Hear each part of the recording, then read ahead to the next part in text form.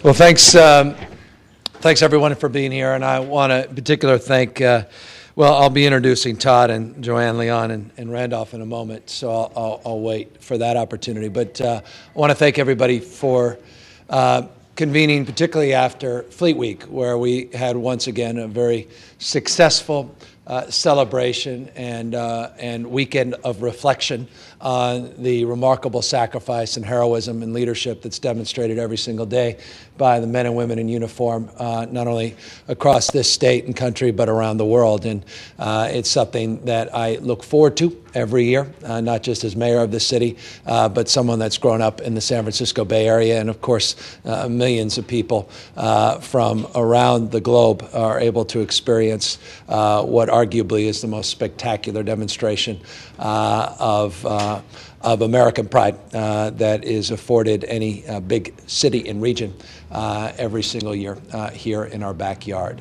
What we thought was appropriate, sort of piggybacking on Fleet Week, was a celebration of those that have returned from service, a recognition of those veterans that have done so much and provided us so much that we need to do much more to serve ourselves, that reciprocal relationship needs to extend past a time in uniform.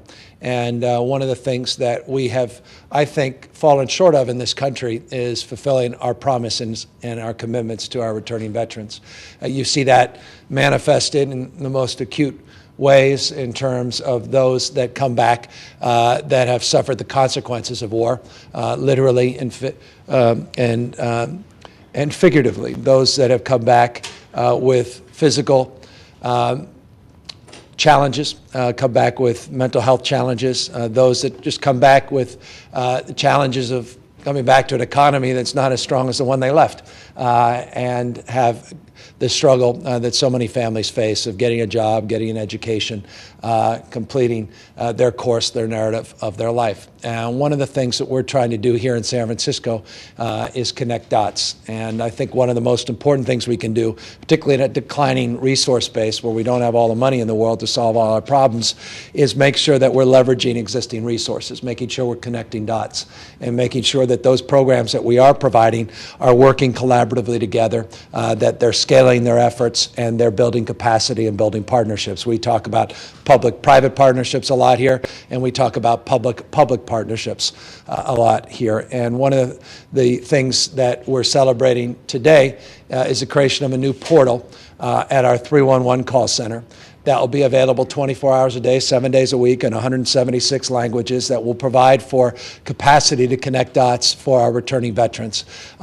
In this context, we will be working very collaboratively with our VA, and I'm very proud that in San Francisco, I'm always mesmerized when I go to the U.S. Conference of Mayors and we have these big discussions about VAs and how difficult it is to work with the VA, and how the VA is always saying how difficult it is to work with the city. In this city, I've never understood that, so I'm always confused by that conversation, because we're really proud of our VA, and we're always pointing not the finger, but pointing to some of their extraordinary work and the best practices that are coming from our VA.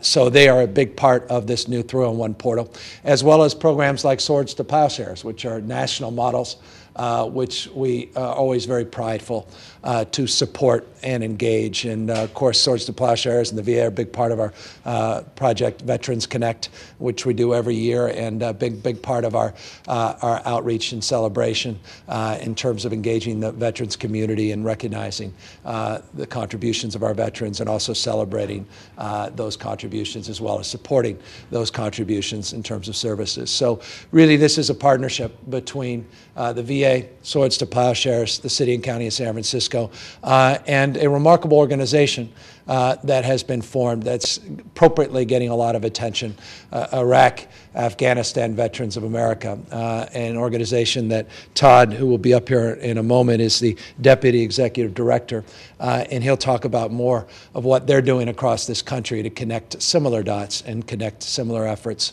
across this country.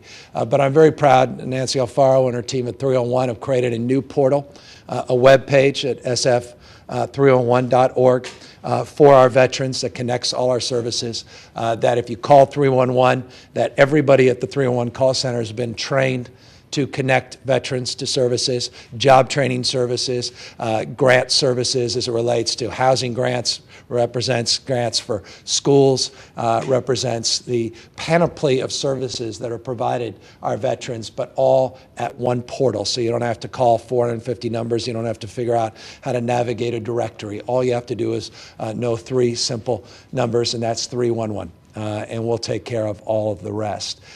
Final point, we're also connecting to our community college. One of the most important things we all need to think about is lifelong learning, regardless of time of life. It's a state of mind, and a lot of our young returning vets want to complete their education. A lot of them have the opportunity to connect with grants and funding and support.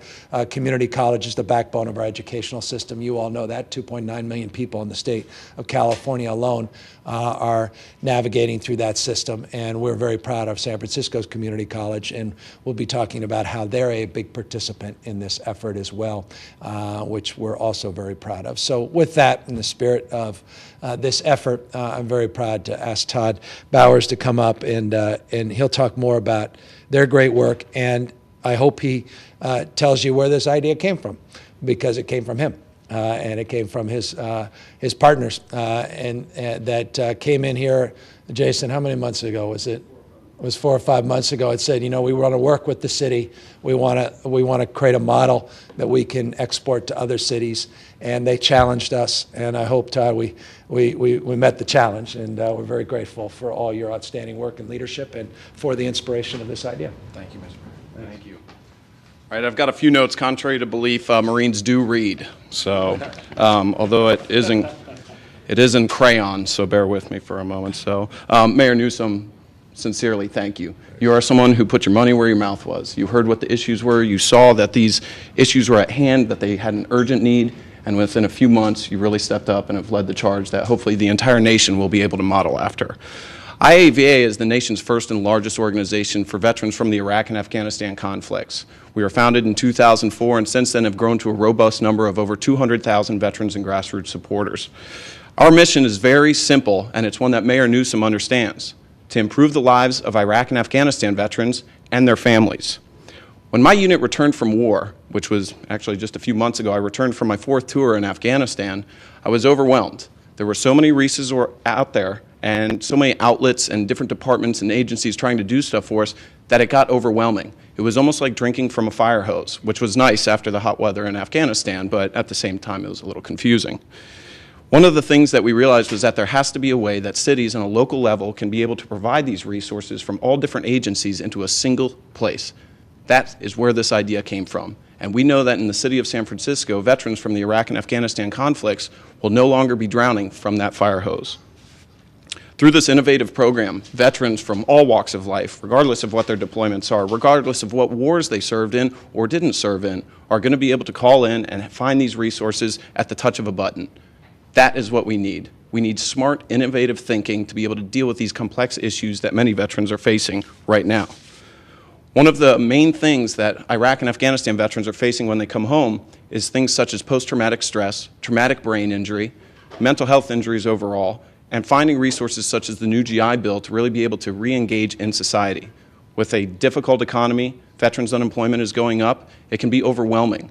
So where would they turn to first? They turn to their local communities. They turn to help on any level. And this simple initiative is going to make that difference.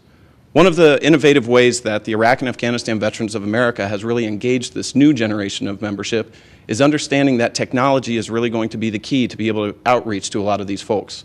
We've developed something called Community of Veterans, which is basically sort of a social networking site exclusively for Iraq and Afghanistan veterans. Within this site, they are able to find tons of resources, and we are ecstatic to be able to include this resource in there for our membership.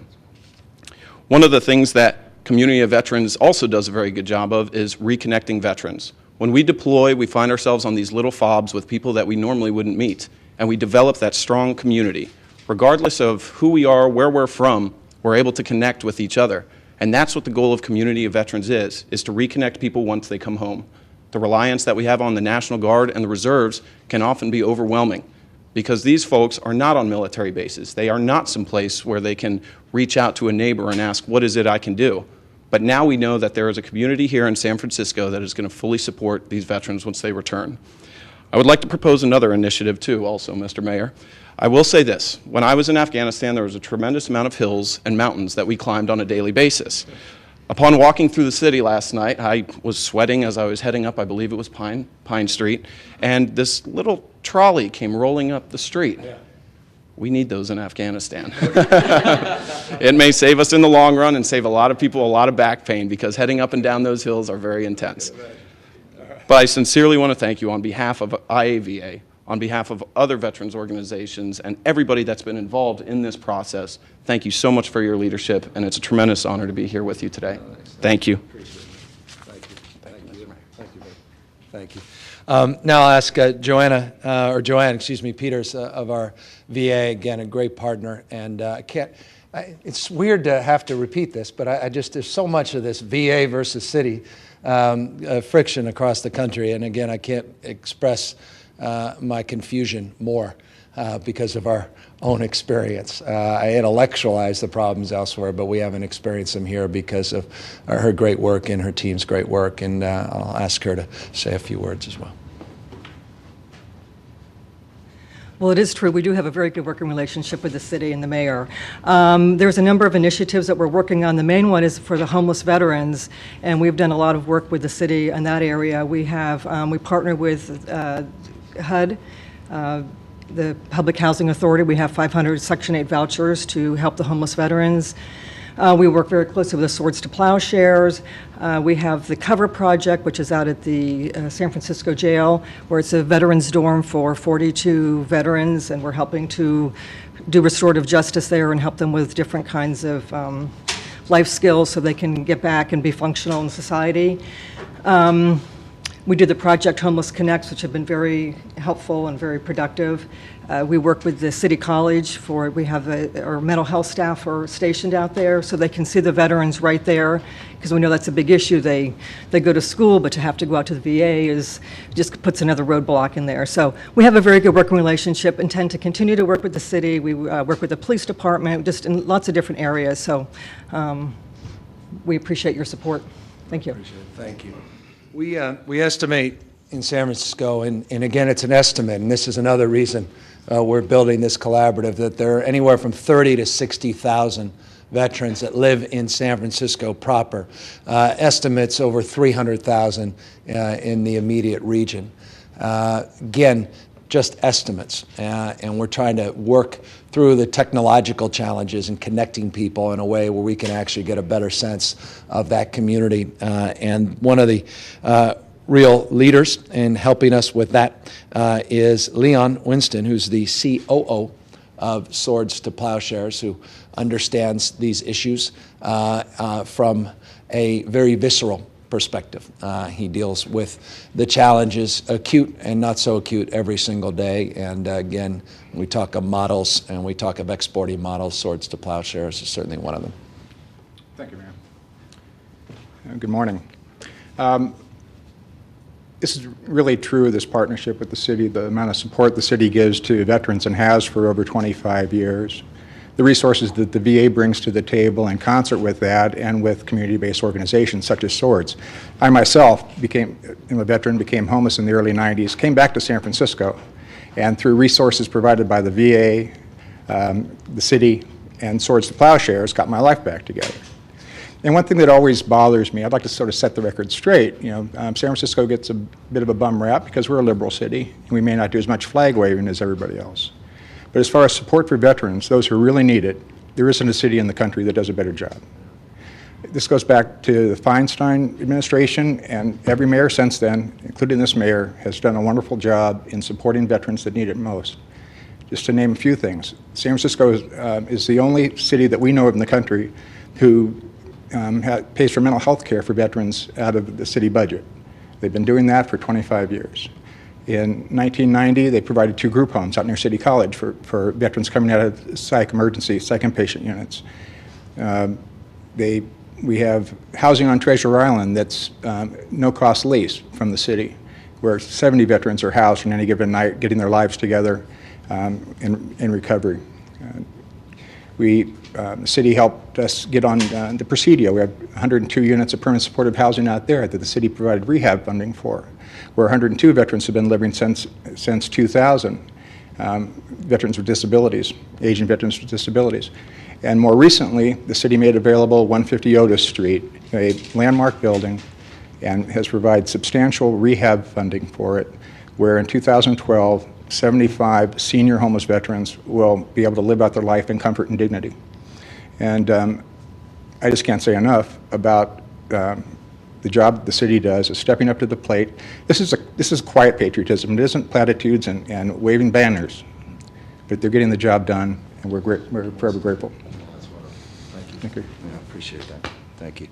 Randolph Martinez is the president of our City College Veterans Alliance, and I mentioned some of the work that City College is doing. And Randolph will explain, it's interesting in the GI Bill, how they're now funding the GI Bill in terms of not where you're from, but where you're actually going to school, and they adjust for cost of living. So interestingly, and Randolph will explain this, San Francisco, because of the high cost of living, provides as much or more than almost any other city college in the state. And Randolph, of course, is leading the charge in terms of these efforts. Thank you. Bear with me. I'm also a Marine, so that's why I'm in school too, right? Thank you, Mayor, and the Mayor's Policy Advisor, Jason Elliott, for having us here. My name is Randolph Martinez, and I served 7 years in the Marine Corps. I'm here as the president of the Ccsa Veterans Alliance. Our mission since last semester has been to create a home where veterans can come in and have a school that can offer so many things to them. And one of the things we pushed last semester was the Veteran Resource Center. Dr. Griffin and the associate student made that happen, along with Walter Newman. This Veteran Resource Center has brought a lot of good things to the veterans, such as also the VA right next door. It has provided the chance for veterans who don't feel comfortable going to the hospital, but they have it. They feel comfortable at school, so we matched both of them. And we're getting a lot of good turnaround. Our mission also is to bring all the veterans together in one home where we can have an easier transition from the service to our educational institute. Also, like the mayor said, we also are trying to make sure that all the veterans that are coming to City College are taken care of, because it's going to be multiplying through all the time to come, because the GI Bill has been so grateful to make it happen where it can establish today's economy, to focus on today's economy and give the veterans a chance to go to school by providing the highest GI Bill system we've gotten so far. The City College have multiplied up to 1,000 veterans since last semester. Last two semesters, we had maybe 200 veterans. And so that's a good initiative, and the Veterans Affair brought to the veterans to go to school. Also, I'm here also because a lot of the veterans have problems bringing their issues to the VA, and also, have problems with it, learning. They also have said to us that they are so grateful for having a city that takes care of them. And this is one step forward to making sure that each veteran is taken care of. And I want to thank San Francisco for really, really helping us veterans. Thank you. Thank you, man. So thank you all very much. We're here to answer any questions that you may have. Could you just describe how the 311 works? Because my personal experience with 311 is that unless I'm calling for meeting information, they just give me another phone number to call. Yeah. So how is this going to be different than that? Good. Nancy, you can explain the website that's up as a portal and everything else. Yeah, Nancy Nancy Alfaro, runs through. Director of 311. I'm not a veteran, but I do believe in providing help to people. So we have designed this comprehensive website that has information in terms of general resources, job and education training, housing, social services, healthcare, or mental health. So just a vast array of resources that you can find in one place. In most cases, if people call 311, we are available 24/7. We do provide the language assistance, and we can provide the actual resource available depending on the need of the veteran that's calling. So we can provide them with the link to the information of the service, you know, if it's Swords to Plowshare or any other information that they would need, we would provide it to them at that point. So we wouldn't be referring them to the phone number unless they were asking for it, but we would provide the information and the services based on their request. Does that answer your question? Or? So mostly is it referring them to the website? It's mostly referring them to the website if they're just wanting general resource information, but if they are wanting specific information on how to get the grant or how to, then we would respond to that specific question. So we would provide the information to the person at that time, as well as a link for additional information if they do need to complete applications or anything like that. We would provide that information to them. Do you have special phone answers who have that information? Because that could be a pretty time-consuming process too. All of our staff is cross-trained, so whoever answers the phone will be able to help, and they're ready to help at this point. And this is one of our initiatives where they've had more intensive training, sort of drilled down on this specific specialty. Again, the backbone of 301 was generic, and then we're building these supplemental portals, so to speak, where we'll have extensive training, more comprehensive collaborative training, and then updated information on a consistent basis, which will also be trained on. So if I called and I said I'm a veteran and I'm homeless, can you find me a place to live? Someone at 311 would do that, or they would refer you to? We would not find you a place to live, but we would provide you, and we would go to the resource that provides homeless assistance. So we would provide you to the direct resource to that. Okay, but again, are you just going to then say, well, we have this program and here's the phone number for you to call, or will the person actually be that person who you talk to who helps you get the housing, or do they refer you to whatever that agency is? Right. We would provide you to the resource to that agency, but again, we would provide you the information of what's required or what. So it's not just saying call here. We would say, okay, this organization can do this and this for you. And, you know, is that what you're looking for? So it's not just saying, okay, call this number, goodbye. Right. Any other questions?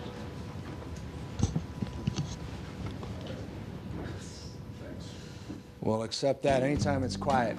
That's good.